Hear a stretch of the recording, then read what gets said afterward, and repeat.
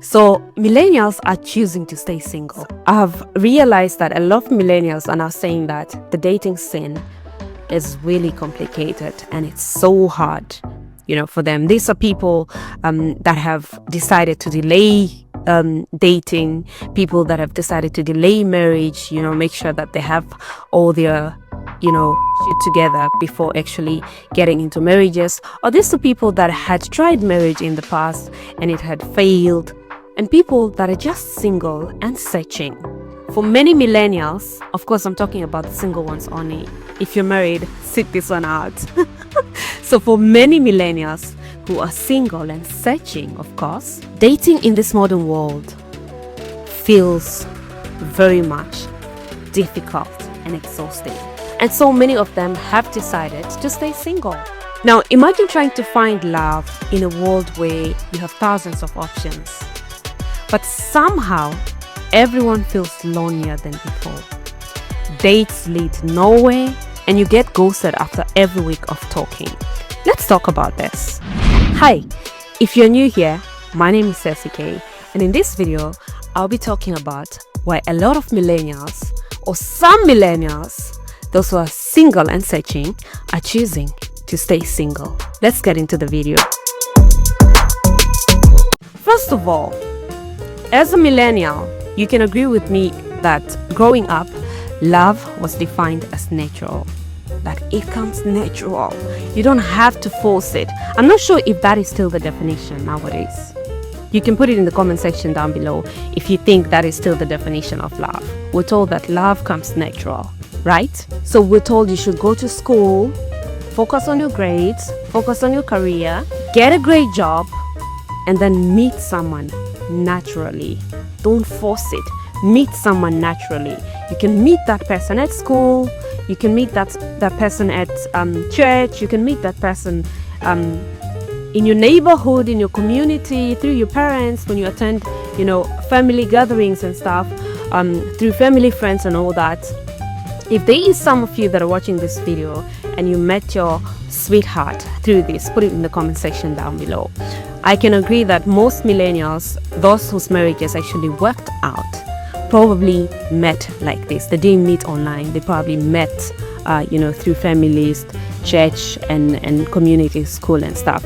And we still have those marriages that are going on right now. So that is how it was during our time as millennials growing up. Get married in your late 20s and get a big house, have children, get a job.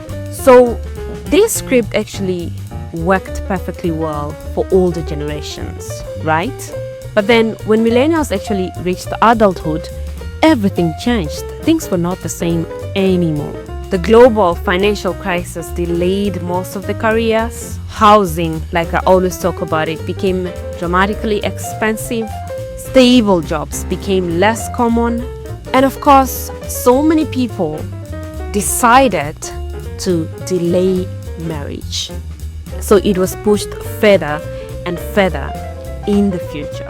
And for those who got married, like the ones that met at school, through the community and all that, most of it or some of it didn't actually work out due to the crisis that I've mentioned, to the financial crisis and all that. So some of it didn't work out. It ended. And then of course dating stopped being something that happened through work, through school, through church, through family, through friends. And instead, it became an app. The introduction of dating apps, social media and all that. So the entire game literally changed. Millennials are now navigating dating in the digital era. And of course, social media changed everything. On social media, everybody is perfect, everything is perfect. People on social media appear more successful, more confident, more exciting. And also you see perfect couples, you see vacations, you see engagements, anniversaries. Everybody on social media seems happier and they seem to have figured it all out. So what do you do then? You start comparing yourself to everyone's edited version. And this actually creates unrealistic expectations both for yourself and for your partner. So eventually you stop asking, do I really like this person? And you start asking, are they impressive enough? So modern dating slowly became performance, no connection. And this created a problem that nobody expected. So many millennials, they feel like they have to become perfect before they are worthy of, dating. They feel like they have to figure it all out. They need to have a perfect career, they need to have a perfect body, a perfect apartment, perfect mental health, and a perfect life. And I don't really blame them for this. With the influence of social media and everything, both men and women are actually looking for people that have it all. Life has become so expensive, and so is dating. The more expensive life is becoming, the more expensive dating is.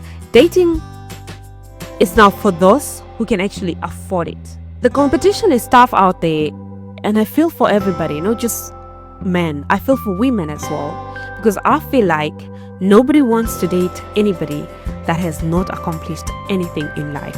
Before, I think traditionally as a man, before you start having somebody, you have to make sure that you have a career, you are financially stable and all that, so that you are able to support your family. But it turns out that even men are also looking for women that are more accomplished now. So it's really tough out there. So I don't blame the millennials if they decide that I have to get my life together before I can really date.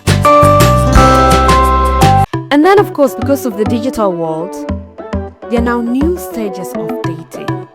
It is no more the same. I think all the millennials can agree with me that a lot has changed on the dating scene. And this may not be something that we are used to. Years ago, relationships were fairly straightforward.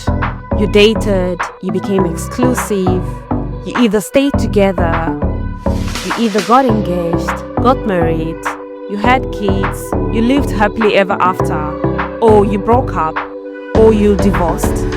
So it was fairly straightforward, one stage to the next. But now, relationships have become less clearly defined. There is now an entire new vocabulary in the dating process. There's now the talking stage, and then there's the seeing each other, and then there's the exclusive-ish, friends with benefits, almost dating, and then there's the situationship. So there are so many vocabularies added to the dating process. Now, it's no more clearly defined as it was before. Meet somebody, get to know each other, get married, get engaged, get married, live together, have children. It is totally different. Now, don't get me wrong, none of these are necessarily bad. I feel like the reason for all these stages in the dating is because people are probably afraid of something. People are afraid of commitment and all that. So none of it is entirely bad. But I feel like for a millennial, it can be quite stressful. Because of these new dating processes, many millennials now have to spend months emotionally investing into relationships or situationships that are basically going nowhere. There's literally no breakup, no commitment, just ambiguity. And that can be really stressful. It is absolutely emotionally exhausting, especially for those that are looking for commitment. You've been on earth for such a long time. So you are probably just looking for commitment. And then there's this new process of dating where you have to be involved in situationships, and now you can't commit, and now there's a break, and now there's the whole ghosting and all that. This can be really exhausting, and I totally get it if millennials decide they don't want to, have anything to do with relationships anymore. And talking about ghosting, it's not like ghosting didn't exist before, but I just feel like before you sit down and talk about it, if you're not interested in anybody anymore, it's actually one of the harshest realities in modern dating, because it is just so easy to disappear. People just disappear, they go quiet, or they block you, and that's it. End of story. Which somehow is interesting, and somehow is actually great, because you don't have to deal with people, especially if you are dealing with people that do not respect boundaries.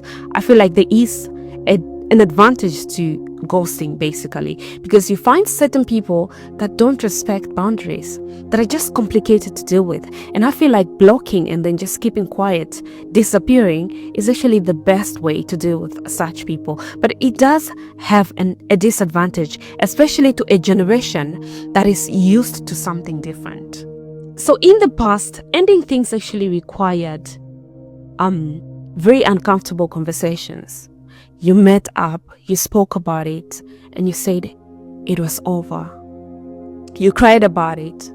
You listened to love songs, crying for your loved one that you've lost.